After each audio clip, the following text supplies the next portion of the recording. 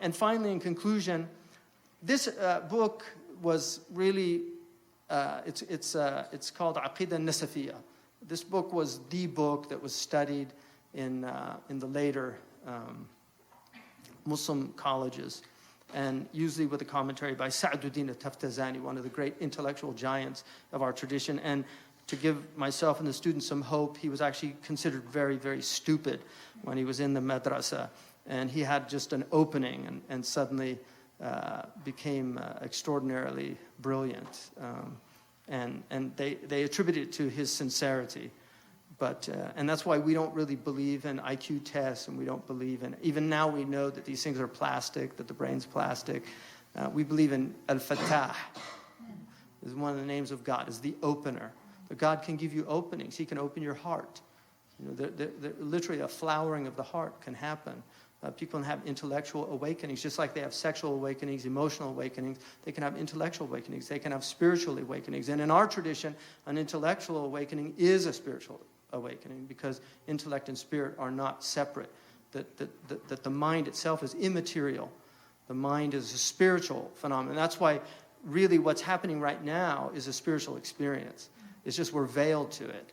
But consciousness itself is a spirit. People always say, you know, I want to have a spiritual experience. You are having a spiritual experience. It's called being conscious. What you have to do is wake up to it. And that's why you're already there. You just have to realize that you're already there. But this book, which is a truncated summary of a vast metaphysical tradition. And at the later period, they were no longer studying that tradition. They were studying the fruits of that tradition. And that's why so many of our scholars that have studied don't really grasp the underlying foundations of this, because they did not get the tools to do that. And it's one of the major problems. And everything comes out of that. In other words, the metaphysical foundation of your tradition is going to inform your ethics, your economics, and your politics. Muslims never produced a Machiavelli. All of our political literature is ethical. We never produced a Machiavelli. Muslims no longer have serious ethical philosophers, and so we're in crisis there, which is why you can have scholars defending suicide bombing, because they don't understand the implications of what suicide bombing actually means, right? What it means ethically, morally. The idea of opening the door of suicide, one of the gravest sins, a sin against the gift of life, opening up the door of suicide to depressed people, to people that just want to check out of the planet. There's a lot of them around. Some of them, the only thing that's keeping them here is their faith. So you open up the door within the faith, and suddenly, who wants to hang around here? Right? Anyway, we're happy to see Dr. Mahan back in the corridors, and thank Sister Marianne Farina, who's been such an incredible support.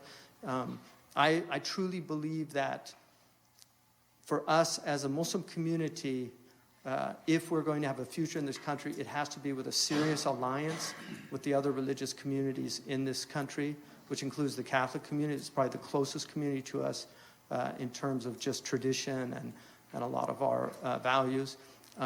With the evangelical community that finds Islam a demonic religion, an odious religion. I was in Abu Dhabi, and we had an event with 10 evangelical rabbis, 10 rabbis, 10 evangelical ministers, and 10 imams. And the evangelical ministers, it was just amazing, the breakthroughs that they had. They spent 3 days in workshops. There was no lectures. It was sitting down. They were honest with each other, what you feel about our religion. The Jews, the Muslims, and the Christians sat down and had a conversation. And the outcome was really life-transforming for the people that were involved in it, including myself. And so it can happen, convivencia, you know, the idea of conviviality, of living together. This has happened in the past. It's happened within the Christian community. It's happened within the Muslim community. And it's happened within the Jewish community. All three of us have lived together. The Muslims have lived with Hindus. they've lived with Buddhists, they've lived with Zoroastrians, they've lived with Catholics, Orthodox, and all of the other iterations of Christianity. And it's a checkered history, undeniably. There's good and bad in it.